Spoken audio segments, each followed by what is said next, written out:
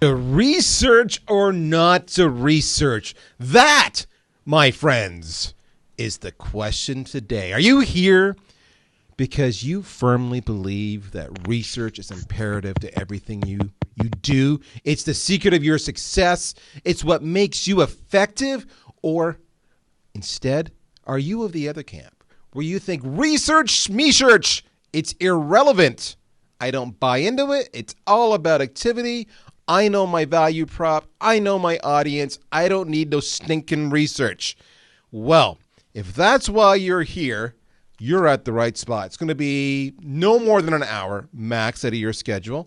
Right now, quick, go ping all your friends to join in on this live event and make sure they're partaking in this debate. Because what I want you to do is I want you to debate with your friends, whether it's on LinkedIn, on Twitter, on email. A little slow, but hey, if you're old school, go email. Or instead, you can use the live chat. So on our second slide here, we're talking about how you can get involved in today's conversation. We have live chat. Isn't that great? So we can't hear you, all right? That's kind of like webinar 101, right? We can't hear you, but we do want to hear from you. So in the live chat, pop your name in. You can sign in as a guest. You don't need to have an account. If you have an account, you do it once and you can use it over and over again. Life is good.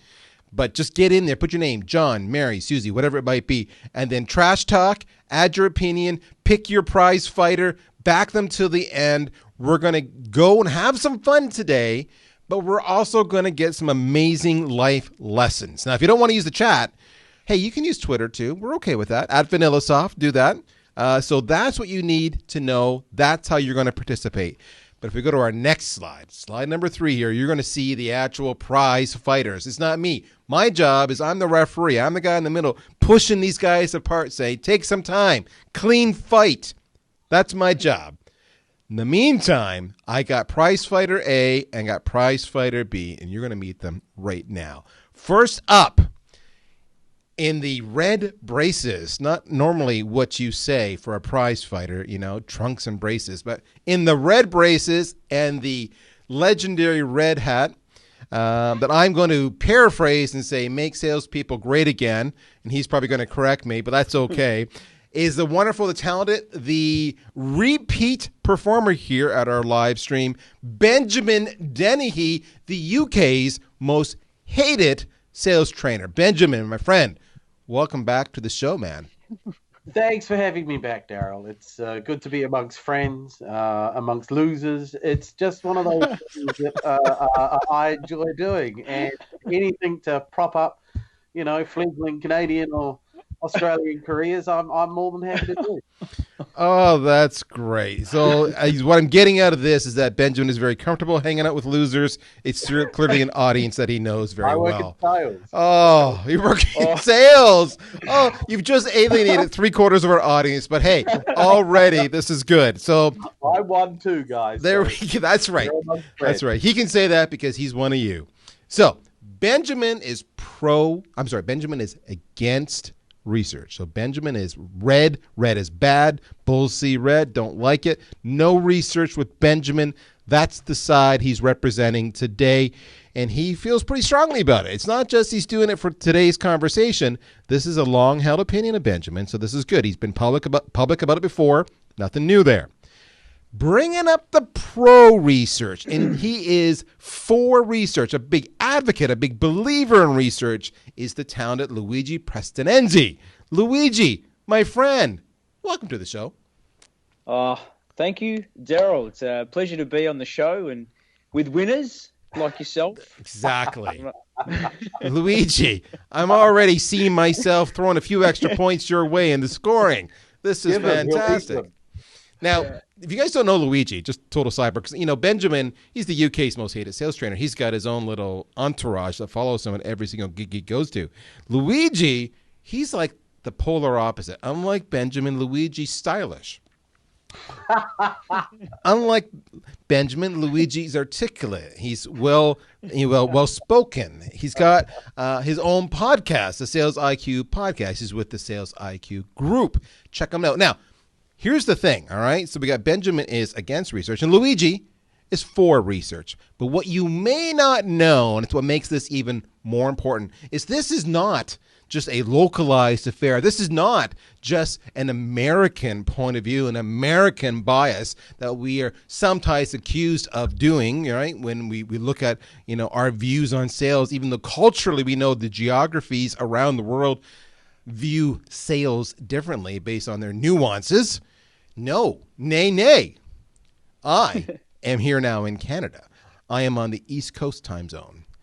Benjamin is in the United Kingdom, although originally from New Zealand, a Kiwi. So he is 5 hours ahead of me. But wait, we're not done. Luigi is in Melbourne, Australia, 14 hours ahead of me. So we have got a global point of view going down here today. With that, I'm going to get into what will be covered on slide number 4. It's pretty straightforward. I want to set the stage so you know what's going on. Number 1, we're going to talk about, and I'm reading the slides here just so you know, so you wonder where my eyes are. Number 1, is it imperative to research each prospect before cold calling? We're going to have that conversation. Do you actually have time to do research? That's a fair question. Is there a difference between inbound and outbound? If you're going to do research, because, we have to visit both sides of this argument, how much research is enough? And then finally, I'm going to come back to my panelists because I'm going to give them a chance to state their positions when we begin this conversation. And I'm going to give them a chance to say, okay, upon reflection, you've debated one another. Is there a middle ground? Have you changed your position, or are there caveats or exceptions that you might consider? So there is that. So let me go to slide number 5 here, and I'm going to talk about the whole question is, again, to set the stage, to research or not to research. If you've missed the backstory on this, the backstory on this is that Morgan Ingram had done a post on LinkedIn, and the post was not relevant to this conversation, but it was what happened in the comments. And what happened in the comments was it kind of gravitated over to the whole conversation about do you research or not? And in that post, it became, I don't want to say heated, but let's just say it was very clear, very quick on that there were two camps. Those were for it and those were against it. And I took a strong point of view. So I want to be full disclosure, even though I'm moderating today, my point of view is in the right circumstances, if we understand that, and we're going to qualify that shortly, that you do not need to research. That's my point of view. Morgan didn't like that. He didn't agree with me. So then Morgan starts, he starts pinging in Richard Harris, John Barrows. He just starts name dropping everybody he can to bring in additional points of view. And in the end, there was some consensus that what I was saying was not without merit, but there's always different points of view. So I said, let's do this live. Now, I want to set the stage here for today, okay? Because I think the first part where the confusion comes in, we asked what research is. People say you have to research, others say you don't. Okay, well, research matters at a point. So if I'm an account exec and I have a sales qualified lead, in other words, someone else, an SDR, has reached out to them, has called them, has had some initial conversations with them, and got them to accept an appointment with me, I contend as an account executive, yes, you absolutely want to research that because you're about to have an appointment to do a discovery session. So it makes perfect sense. So I'm not talking about the account executives. We are talking about the sales development reps in today's conversation. So a sales development rep would have gotten a lead typically either one of two places. Marketing has generated an inbound lead that they have deemed marketing qualified, and they've given it to a sales development rep to take it and pursue it, connect with them, and sales qualify them as good or as bad. Simple as that. The second way is, the sales team might be targeting specific lists. And again, the sales development rep is pursuing those lists to do a sales qualification process. So today's conversation is about the SDR rep only, not the account executive. Gentlemen, if you're good with that, let's get this party started. Slide number 6. Here's some simple, quick, and dirty facts for us to consider before we start about it. Number 1, 62% of organizations rely on marketing or prospect data that is 20 to 40% incomplete or inaccurate. So over 60% are relying on data that can be roughly a quarter to a third inaccurate. That's truth. Number two, 42% of sales reps feels like they do not have the right information before making a sales call. So almost 50% of the reps, of the SDRs, feel like they personally feel like, that doesn't mean their feelings aren't lying to them. They feel like they're not prepared enough. They don't have enough data. And over 80% of B2B decision makers think sales reps are unprepared. So the people you're calling, when they get on the phone and they answer and you're having a conversation, they feel that you are unprepared. You don't know enough about them. You don't know your story. You don't know your product. That's the situation. On slide number 7, I've set the stage. I'm going to go to Benjamin first. Benjamin, is it imperative to research every prospect? What is your official declaration, your opening statement, my friend? Well, the answer is no. I mean, you'd never get anything done. Isn't it? I mean, look, salespeople don't need another reason not to pick up the phone. They've already got the data's crap. That's the first one. They've then got no one answers. That's the second one. They've then got when they get through, they can't pass gatekeepers. They've then got when they finally get through to a decision maker, they're not interested. So they don't need any more reasons not to pick up the phone.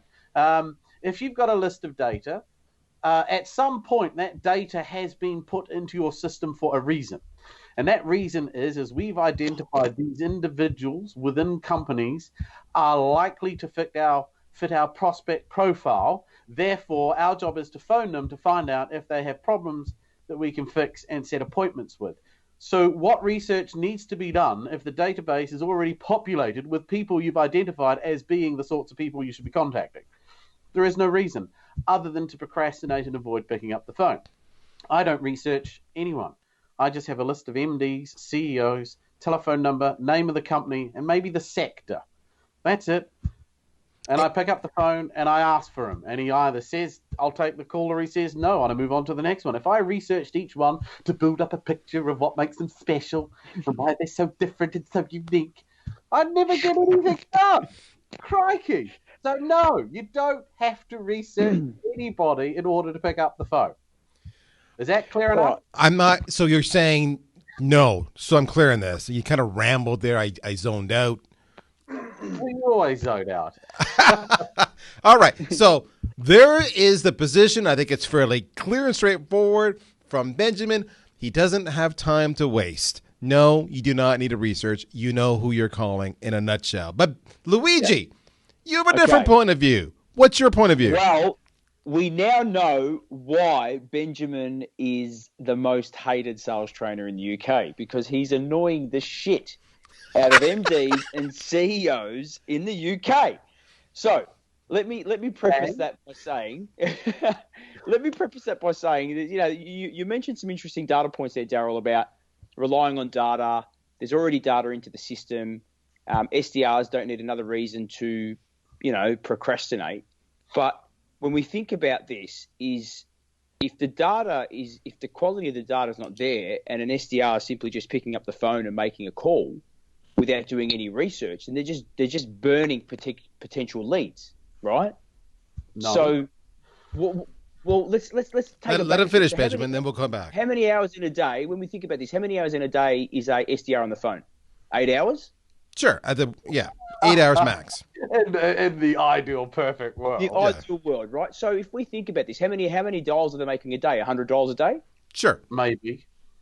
Right? How many? Yeah. What's the contact rate? 40%, 35%, 30%?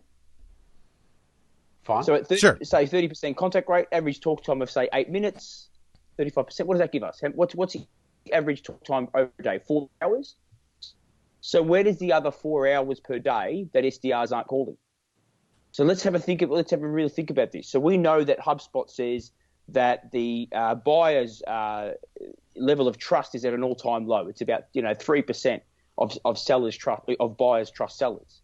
So they're already at an all-time low. So by us not researching and giving that prospect a bit of respect, our ability to organize a meeting or book an appointment or do any form of activity, call to action is limited. So my belief is that if you're not going to research, don't pick up the phone. Well, it's a great speech, and I was nearly moved to tears. But can I ask a question? When you say research, what do you mean? You've got their name, you got their phone number, you know what company they're in, and you know that company could be likely to buy your stuff. What exactly are you researching then? Help me understand that. Okay, so what's the premise? Why should I meet with you? No, hold on. What are you researching? Don't go on about we're talking. What am I researching to pick up the phone to call that person? Well, we've got to look for trigger events. What's a trigger event? What is a trigger event? Is when there's an occurrence in an organization or an industry that compels them to want to meet with me. So, it's a quick glance. Ask him if he's had a trigger event. That'd make it easier, wouldn't it? Well, how do you respond to that? So, Benjamin, thanks for wasting my time this morning and interrupting my day. I'm an MD. I'm busy. Why should I talk to you? Well, because I wouldn't. See, this is it. You do what most salespeople do. There's this impression that managing directors and CEOs of the top hate sales calls. They don't hate sales calls. They hate shitty salespeople. There's a big difference. And you are giving the typical reaction of someone who expects an MD to be upset that they're calling them. If you say the right thing, they're not upset. And the right thing is tapping into problems they could be suffering from that you know they could be suffering, because that's why I created a product that fixes it. Does that not make sense? Luigi, I tried to warn you that he's. That's right. Let's just go back a step. Let's do it. No, go for it. Hang on. You got to go back a step. So Trump got elected. That's a trigger event. You're saying that the data, like you're saying, if they're not there, if it's the wrong number, if the data is incorrect, I move on to the next one. But we live in a world where we've got social intelligence tools that give us the numbers to people that we want to talk to. So wouldn't we want to validate that data before we call them? But it would. Okay, so you're confusing things. That's not researching. That's the validation of the data. We're talking about you phoning through a database. The number's wrong. Fine, Google the number. But that's not quantitative. What are you talking about? I mean, if that's your argument of research, then the answer to your question would be yes, you have to research, because otherwise you're staring at a blank screen. So let me jump in here and ask the question. So see where I'm going? The question I have is this, and I'm actually not trying to support Benjamin. It's going to sound like I am for a moment in time, but this is why I took this point of view with Morgan Ingram. If I know my ideal customer profile, I'll use VanillaSoft as an example. I want to talk to a senior leader, a director, a VP, a C-level in sales or marketing who has direct influence on the revenue. They're going to be insurance or finance or higher ed or high tech, etc. And they're going to be, anywhere from 100 to 5,000 employees, and they're B2B, and they're in certain geographies, etc. I know my ideal customer profile. And if I make that list specific, right now, my list in this particular session as an SDR, as I'm sitting down, it's only marketing people in the insurance industry. And I know why my product helps them, and I know the pains they're probably experiencing, because this is, to Benjamin's point, this is why I made a product. There was a pain. We made a product to fix that. If I know who I'm talking to, like I've just defined, and I know my value proposition, then when I'm making my 100 calls every day, do I need to do the research, or can I make some suppositions that these are probably the issues they're facing? Yeah, but when we think about this, right, there's a couple of questions that you've got to ask, or there's a couple of, things that we need to consider. What's the average deal size, average sales cycle? And to do with prospecting.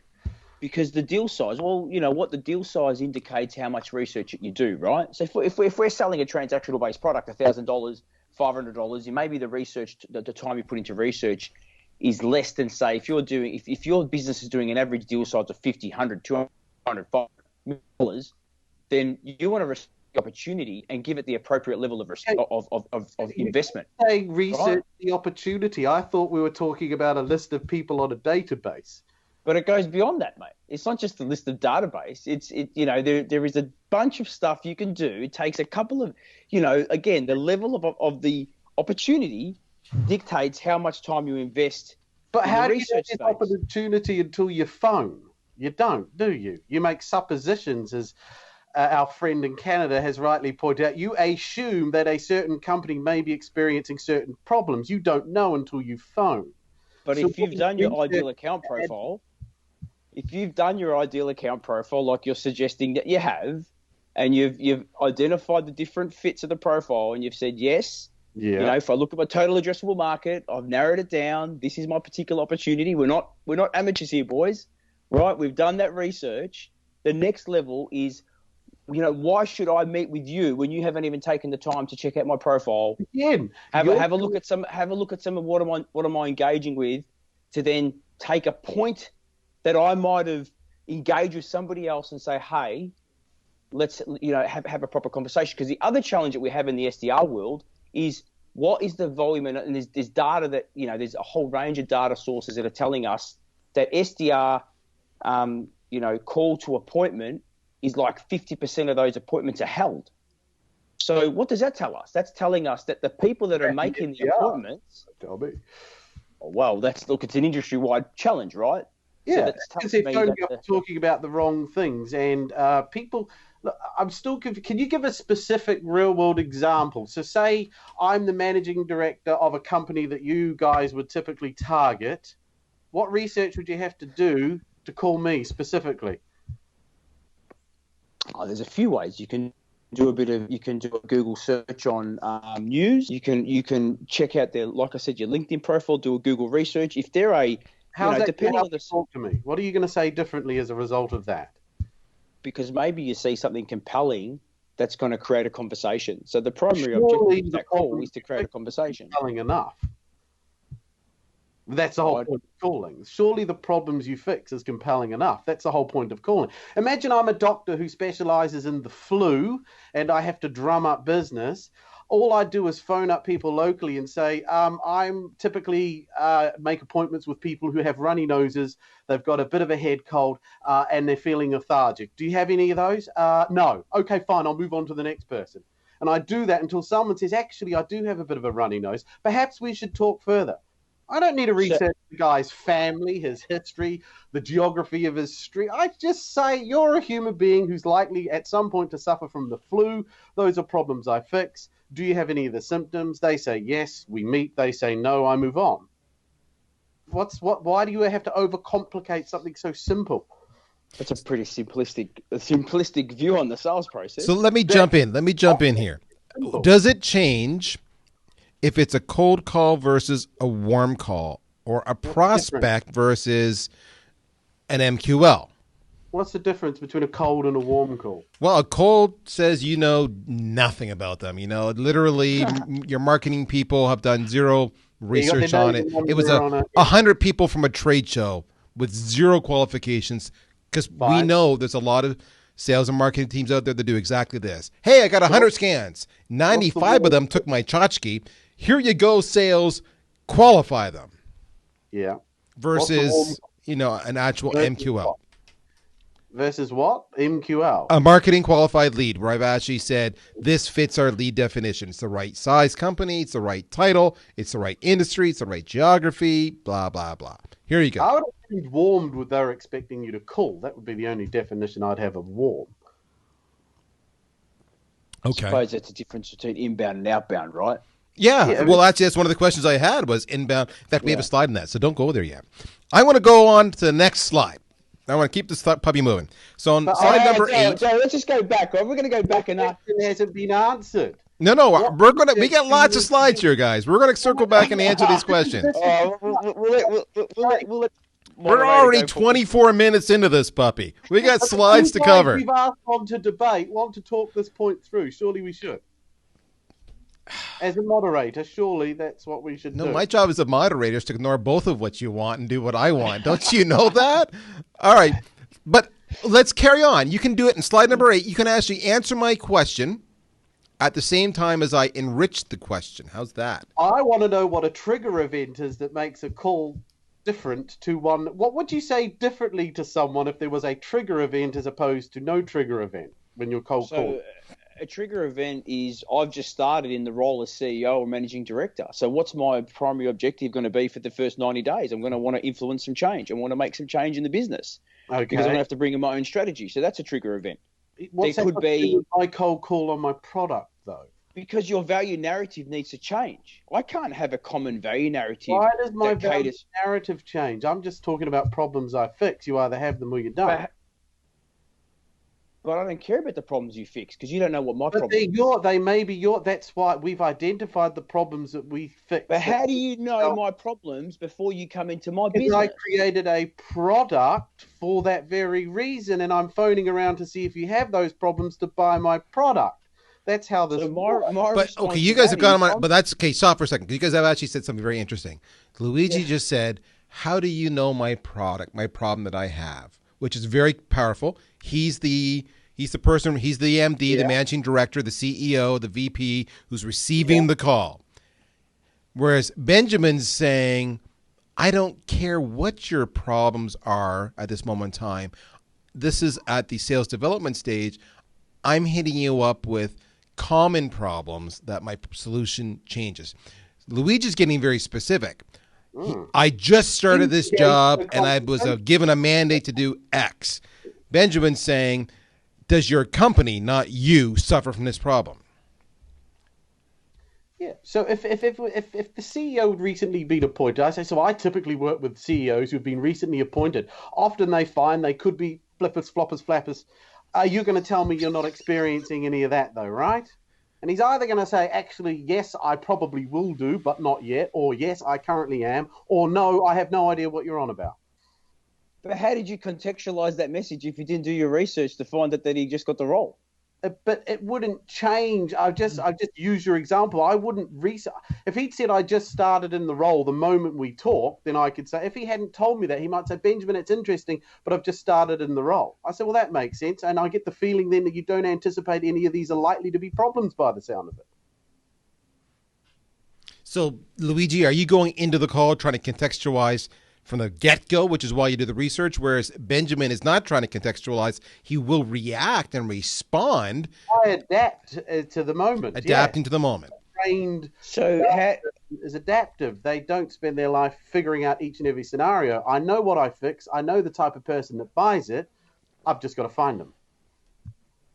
Okay. And my challenge to you is you're making that's a very self-serving methodology. That's very much about you, not about your customer. So who are we here to serve? The sales professional is there to serve and help somebody through the buying process. I talk about problems I fix for people that they may have.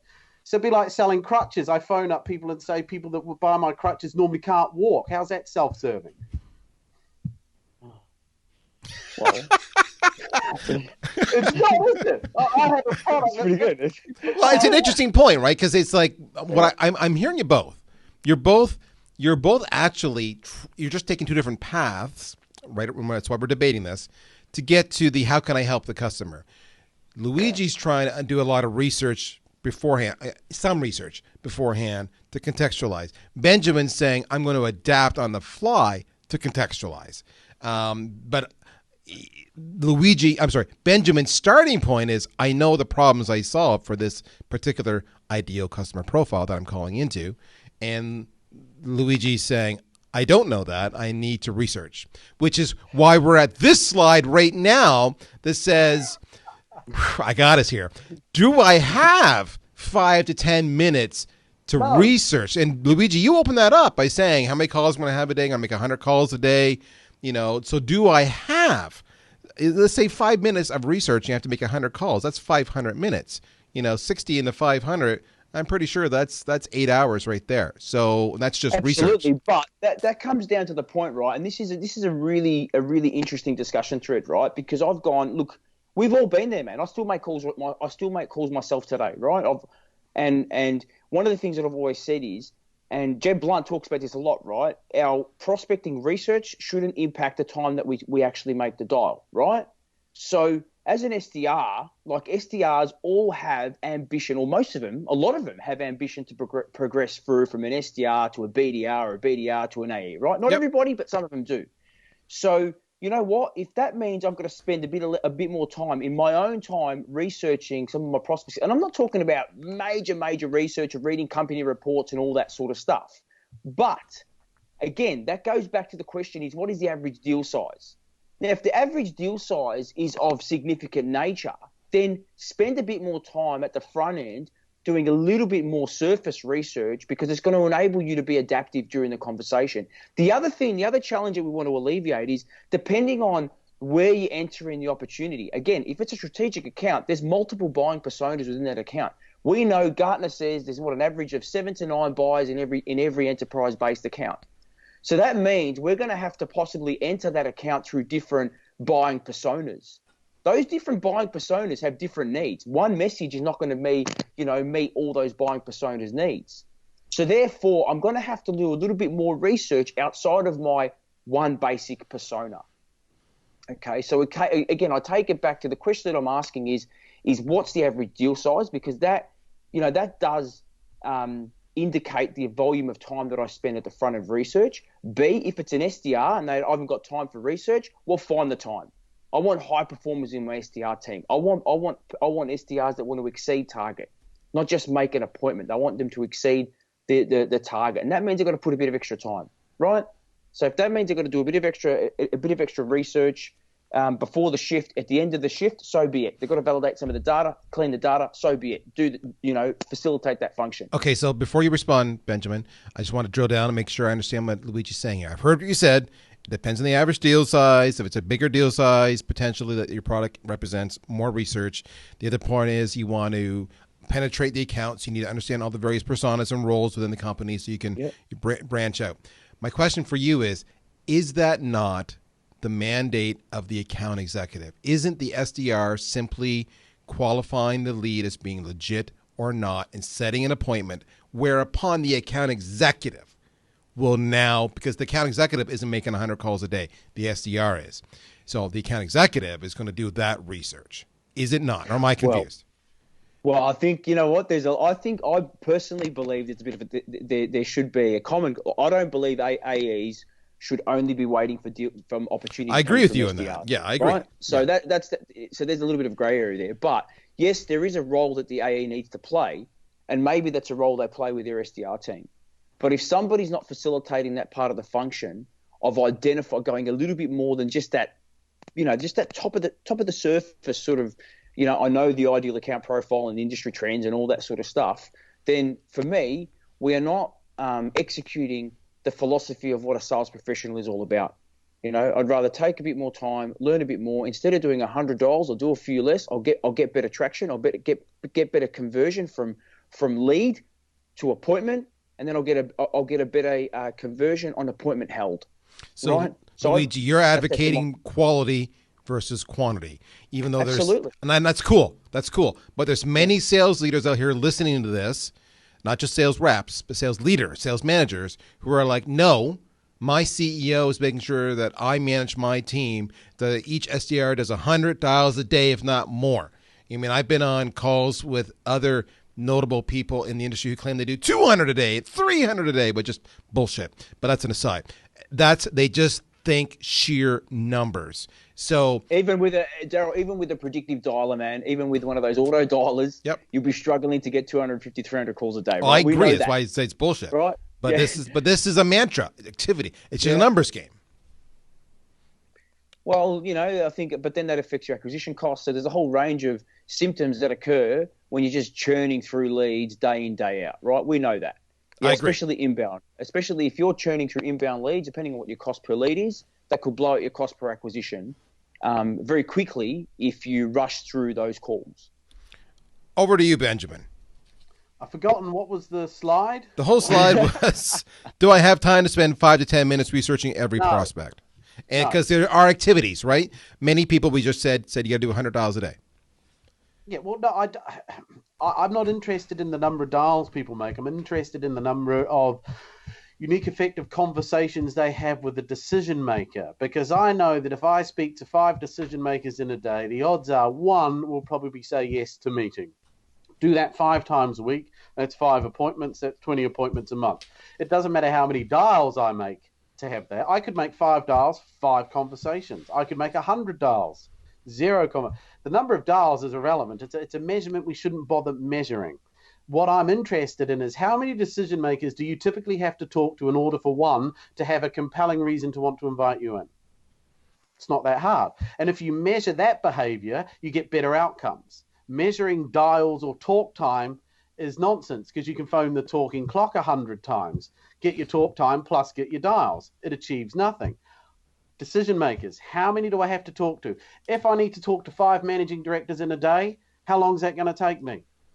I do what I do until I have to get there. So no, I don't have time to research it. If you're for me, so I can talk about me intelligently, if you're an MD in the UK with salespeople, you probably are experiencing at some point problems I may fix. I can talk to you.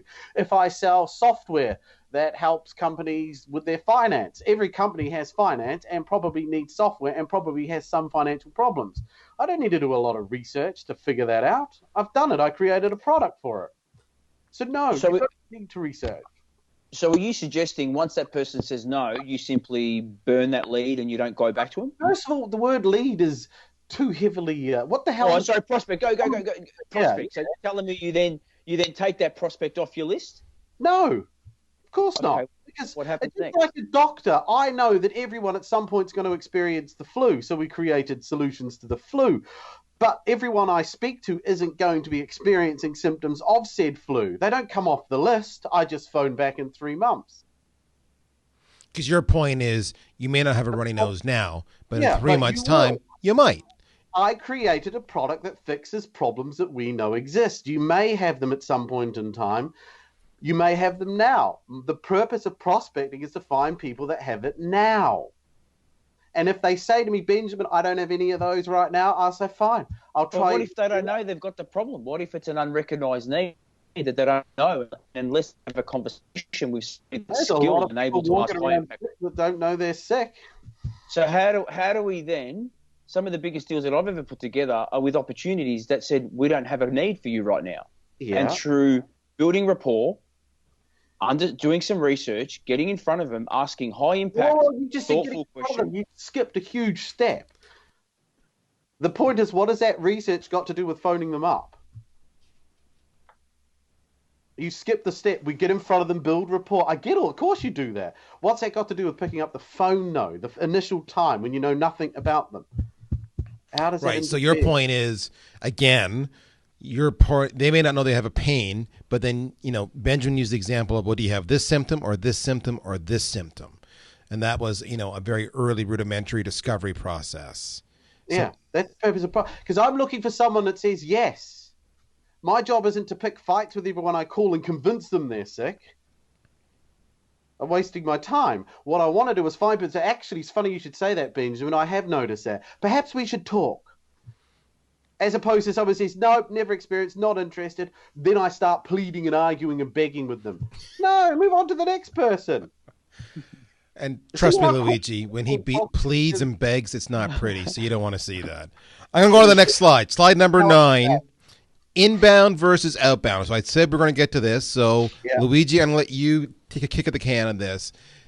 Do you think the requirements of research differ? So inbound, marketing generated, marketing qualified if they've done their job right. Outbound, not marketing generated. Sales has chosen a list on some criteria that they think matters, and they're dialing. Maybe it's an account-based marketing approach. Who knows? Yeah, again, I think if it's a completely cold data set, let's talk about cold outreach, right? If it's a completely cold data set, if you're not careful, you're going to be doing bloody cold calls to a data set, and you're going to get, what's the average? 1% conversion on that, right? We know it's very low. You can increase the probability of them engaging with you by doing a bit of research, and therefore, and again, you want to say the research, it's, like I said, we live in an age where we've got a digital, we've got digital platforms at our simple keyboard where we conduct a whole range of research. We can use the power of Google to tell us a little bit about all these different types of companies that we're dealing with. Okay, and it's just about starting a conversation of some type, and it's also about having a cadence, a proper cadence that supports the phone conversation, whether it's email or whatever type of channel we want to engage with them on. Inbound is a little bit different because obviously they've inquired for a reason, and we need to sort of identify, well, what is that reason? What's that motivation behind their inquiry? The other challenge with that is a lot of marketing qualified leads aren't sales qualified leads. They're not even close to being sales qualified leads. So, but we all treat them, a lot of companies treat all leads as equal and just pick up the phone and call them. And before too long, that lead is gone. Why? Because we haven't taken the time to understand exactly what's motivated their inquiry. We haven't taken the time to do any sort of research on the organization, have a look at, the org map within the business, and sort of just try to get an indication of what could be prompting them to want to inquire with us. All right. So we're talking, this is the B2B environment, right? We're not B2B, all B2B. This is purely B2B, yeah. right? Yeah. So, Benjamin, Luigi makes an interesting point, which is, if it's outbound, the assumption is, again, it's our ideal customer profile. Therefore, we're not just willy-nilly calling strangers in the phone book, if you will. But inbound, the implication is, have a need. So maybe they've downloaded some content, they've watched some videos, they watched a webinar of Benjamin and Luigi talking about research, whatever it might be. So there is an insinuation, an implication that this content resonates with a pain that they're experiencing. Do you stop then at that point in time and do a little bit of research? Because you're going to be able to call in and say, I saw you're on my site. I saw you downloaded this piece of paper, this ebook. I saw you watched Luigi and Benjamin and, the great debate, blah, blah, blah. I've then gone to Google and it all makes sense to me now. You guys are missing your numbers and you need to drive more leads. No. There's a fallacy among salespeople that an inbound opportunity is better than an outbound opportunity. Not necessarily so. It's quite common for people to express an intellectual interest in something you have with absolutely no intention of buying. In fact, that's how most buyers operate. They have intellectual. You'll listen to the language they use. We were interested in what you do. We've been considering. We've been looking into. We've been thinking about. It's something we've considered. It's all wishy-washy. So an inbound opportunity isn't really any different from an outbound opportunity. In fact, my conversations don't change. Because the first question I ask someone if there's an inbound opportunity is, well, why have you contacted me? So rather than research them, I found the easiest way to understand why somebody may need what you have is to actually phone them and ask them rather than research them and try and figure it out for myself. I just ask them. There must be a reason you contacted us. Why is that? Okay, so stop there. Because Luigi also made some other interesting points about a multi-channel cadence. So you phone them and there's no answer. So do you now send them an email and say, hey, I saw that you downloaded some of our content. Why? Like, what do you do? Well, I personally don't do that because it's just one man and his dog. So I don't bother sending emails. I'll just call people. If I had a team of salespeople, I would say, rightly, like any competent sales manager, was you use all channels. So email is a legitimate form of communication. In fact, I go so far as to say use carrier pigeons, because who gets messages by carrier pigeons anymore? No one. They're going to read it. So I don't care how you get in front of someone. So that's irrelevant to me. But what was the question again? I lost my train of thought because I got on about the question would, if you didn't get them on the phone, would you reach out to them on email and say, I see you reached out to us, you downloaded some content. To me, and I tried phoning them, we couldn't get a hold of them. Yeah, of course you drop them a message, say, hey, just tried to call, couldn't get a hold of you. If you still want to have that conversation, here's my number. All right. Thanks. What else more would I have to do? So what value did you just deliver that guy on email? Nothing. I asked him to call me, to have a chat. That's what this is about, isn't it? But how many? So have you seen the data? There's a lot of data that shows that I'm sure there is. inbound leads go, that they're harder to contact. There's a lot of data. I will actually acknowledge Luigi here on this situation because I own the budget in our company. I get targeted by a lot of people. I do get those emails that say, hey, I sell widgets. If you need a widget, let me know. Yeah. And I get those emails that say, hey, Daryl, I saw you moderating Luigi and Benjamin, and you were incredible. And you said something provocative. You said this. An email like that. Yes. And I'm wondering, can we talk? Because I want to explore what you said there. In other words, he personalized it. He researched me a little bit by the webinar. We just said this was an inbound opportunity, and somebody came to me, and I tried calling them, and they couldn't take my call.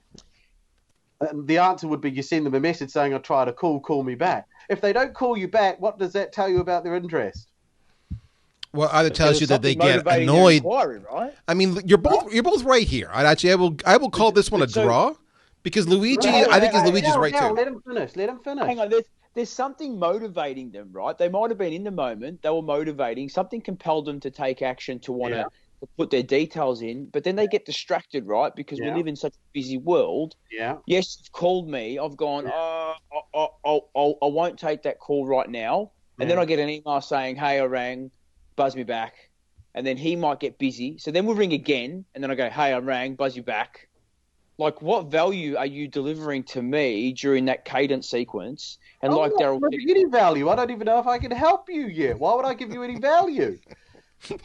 But I don't know if I can help you. It's like phoning the doctor for an appointment and not turning up, and the doctor keeps checking you. No, if you needed to see me, you'd pop on in.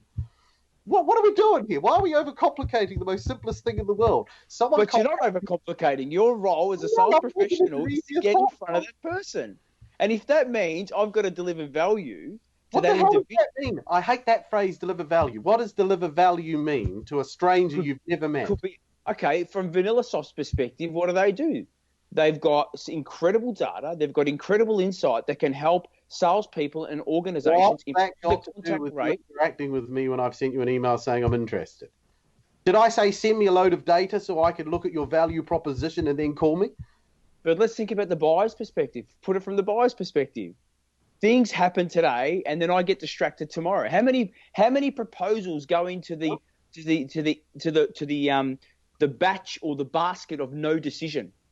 How many go into that, and they just completely ghost salespeople? And that's the end of the go on holiday, made an inquiry of a flight company. They phoned you back, and then you just forgot that you were going to go on holiday. But what you're suggesting, right? You're basically discrediting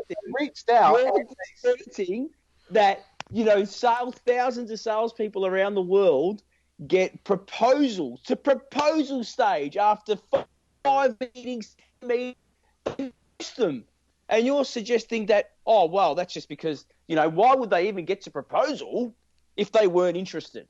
Well, my first question is why are they doing a proposal? Right. A proposal is way down the line. We're still in the qualification stage. But I'm saying that is something that affects the top of the funnel, the middle of the funnel, and the end of the funnel. It's a consistent problem. Both funnels either look like Dolly Parton or Kim Kardashian. I'm going to move on to the next slide because we're running out of time. All right. So slide number 10 here. I got it in a graphic one day. Slide number, for the on-demand version, we'll put visuals in. Let's assume, for discussion purposes, that we do want to do some research for a first call. All right, just for discussion purposes. Because there's going to be, we know we have two different audiences. The reason I'm asking this question was I was actually asked a number of these questions that I'm asking today by the audience in advance. But this one especially said, how much time is enough for you're making that first call? We touched on this briefly. Is it 10 minutes? Is it 5 minutes? Is it 2 minutes? Do we look at tombstone data, recent news, Twitter feeds? What do we do a search on the technographics, the technical tools that they're currently using? So I guess I'm going to go to you, Luigi. In your opinion, because you are pro research, that we can just ignore Benjamin for a second, and which we do anyway. How much time should they allocate to research if they're going to do that? And what aspects should they look at and not look at? First call, SDR, not an AE. So obviously, LinkedIn is look. If we're not going to spend that much time, LinkedIn's a perfect place to do a quick view on the profile, see the photo, look at their previous education, maybe look at what they're engaging with on other people's posts, see if they've made any comments, if they've liked any, if they've shared anything. That is the first place that you can do a quick research. Now, that doesn't take long. It takes a couple of minutes to scroll through a person's profile. What's the point? Because they could be liking, commenting, sharing. There could be something there that it can at least create a conversation. Okay. I'll phone up and say, hey, I've been stalking you and I have an idea of what you like. Can we have a chat about my product? Well, if you want to lead in with that, man, I'm happy for you to lead in with that. I don't understand how it affects the conversation you're about to have. because I want to respect the individual that I'm calling. That's And about take you. a little bit of time. No, it's not about me. It's But about in fact, what's going on here is So Luigi is doing. Can I get a real world example then of you using? So let's create a profile of someone. What would you say differently phoning them up, having looked at their profile, other than seeing their name, managing director? I'll jump in, Luigi. I'll give you a real world because I'm the recipient of this. It's awful lot. So the research and what Luigi's describing in this case is really so they can personalize the outreach, right? That's what he's doing. Absolutely. And so what I do is I will often get emails exactly like I described No, earlier. we're not talking about email. We're talking about telephone calls. It's the same thing. All right, you can. Same concept. It's the same concept. You want a real world example? This is what I get. So Benjamin, real world example. Whether I get this on the phone and I get this on email, both. I've got them on both. Well, they'll say, Daryl, I saw you post on LinkedIn the other today on Benjamin's post where you said widgets are great, and we actually are widget experts, and I'm wondering if we can compare some notes. That's a bad example, but that research, they saw my comment, they mentioned your name, so in that example, so that I go, oh yeah, that conversation, and then they give me context, we're widget experts, and blah, can we connect? Or can we talk about it now? Or can I ask you a question? Whatever. I get that a lot, and I will, in support of Luigi, I will admit that approach does get my attention more than your approach, only because now I'm like, and maybe it's vanity, or maybe it's like we're kindred spirits because, oh, we have the same thing. Yes, I know they're trying to sell me, but I give them a little bit extra leeway. Mm-hmm. So you reckon we should do this for every human being we're going to phone? Crikey, no wonder sales are so low. Well, that's why we're having this conversation, because just to pick up the phone and tell the guy, look, I'll be up front. It's actually a sales call. Why don't I tell you the things we typically fix? And you can say whether or not you're experiencing it. If not, I'll leave. If yes, let's talk more. All right. So then let's go on to slide number 11. We've had this wonderful debate, guys, and the question is there a middle ground? Okay. So Benjamin, you've heard Luigi's point of view. Luigi, you've heard Benjamin's point of view. Benjamin, I'll let you go first this time. Is there a middle ground, or are there exceptions to your stated position? Of course there are exceptions. I'm not an idiot. So I could be reading a newspaper, or I could run into somebody and say, hey, did you hear about XYZ company? They're doing ABC. And oh, that's interesting. That might be worth making a call. I get that, of course. But if I'm an SDR sitting in an office with a database, I don't have the luxury of going through every single human being I'm going to phone to find some common connection. I have a common connection. We've identified problems we fix, and we've identified your company or you as being the sort of person that's likely to have them. That's all I need. But no, there are exceptions, and on occasions I will get fed some information that's worth acting on. But not for every single call I make. All right, Luigi. And you're still going. 90% of dials, again, this is also important, about 90% of dials don't get through to the intended person you want to get through to. So why am I wasting all this time researching people knowing that statistically 90% of that time would have been wasted? Because I know because if this is my approach to selling, I'll do it before each and every call every time. It's not like I'm going to memorize the information on each prospect and not do it. So yeah, but you're talking about a strategy that feeds one person. What about when you've got to feed multiple people, right? So if you're saying 90% of the people that you call, you can't get through to the actual decision maker, and then there needs to be another strategy about, well, how are we creating, contextualized or personalized emails that follow up that phone call, so that when I call them back, I have a better chance of engaging with them. Because the method of I get that. The method of success from an SDR is how many people can I engage in conversation. The more people I can engage in conversation, the higher chance I'll have of getting them to the next stage of the process. That goes with that. So, yeah. So look, and I'm going to jump ahead here. So Darren, there's always an exception to the rule. There's always a point where you know that end of quarter, you've got some numbers you've got to hit. There's always going to be that point where you're going to, potentially find a middle ground. My middle ground is saying, am I going to do no research? Absolutely not. I want, even if that means I look through their LinkedIn profile, see some mutual connections, have a look. It's not going to take me that long. I can literally do that. You can scroll within 1 minute and see some stuff. And if I'm making $100, okay, it's 100 minutes, right? But the reality is, even in between calls, you can do some research. So for me, the secret to success in selling from the SDR right through to the AE is spending a little bit of time researching your prospect before calling. So go ahead. I was going to say one of the best people to ask whose opinion on this that they take is talk to the entrepreneur or businessman that's built his business up from zero to something and ask him what his attitude is to picking up the phone. And his attitude would be just pick up the phone and talk to people, find out if they have what we have. That's how I built my business. I just wish my sales guys would do the same thing. That's the number one thing managing directors say to me. They just spend their time farting about, just pick up the phone, do what I did to build a business. I phone people, I talk to people, but they didn't have any of this before the internet, yet for some reason the entire capitalist system seemed to work. They just had yellow pages. So we don't have yellow pages, but the thing is, we've now got all these extra tools that we can use. We've got Zoom, we've got Seamless, we've got Trigger, we've got Lusha. Like, we have all these tools that pulls data in. So to your argument saying only 10% of people, if only 10% of people are answering, they're using the wrong tools to find the information.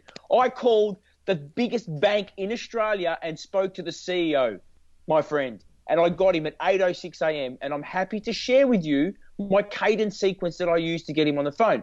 Now, what went wrong was my absolute value narrative sucked because I got nervous. Why were you nervous? I just got nervous. I wasn't expecting him to answer the phone call.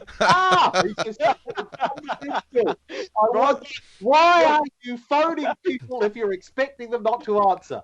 All right, that's a different topic. We're going to stop that one. Well, I will make an interesting comment here. Seamless, Brandon Borneson expects his reps to make 200 to 300 calls a day. So you mentioned Seamless, just throwing it out there for discussion purposes. And his message, I'm on his mailing list. I use the platform. It is, a lot of it is just spamming the shit out of people. That's exactly what it is. We're on it. It's a 70%. I think I got one tonight. I just got one more. It's the Grant Cardone theory. He's going to do it until you unsubscribe. Absolutely. 10x. Absolutely. So am I a fan of that? Look, I'm not a fan of it. Breaking news. Today is the last day. 77-month deal. You have been hearing ends at midnight. Now, that doesn't engage with me. Nope. Okay. So but that's if you don't buy. We're going to bring this home, guys. This is almost what I'm hearing Luigi say, but this is not a rule of thumb. This is what I'm summarizing. I'm hearing Luigi say, if I've got to define lists, maybe 500 companies, 1,000 companies, and that's it, then I don't want to burn those leads. I want to have a compelling cadence. And because it's defined, I'm going to do a little more research. And I'm kind of hearing Benjamin saying, I serve a much broader pool. I can go through and I'm going to maximize my time and fill up my calendar.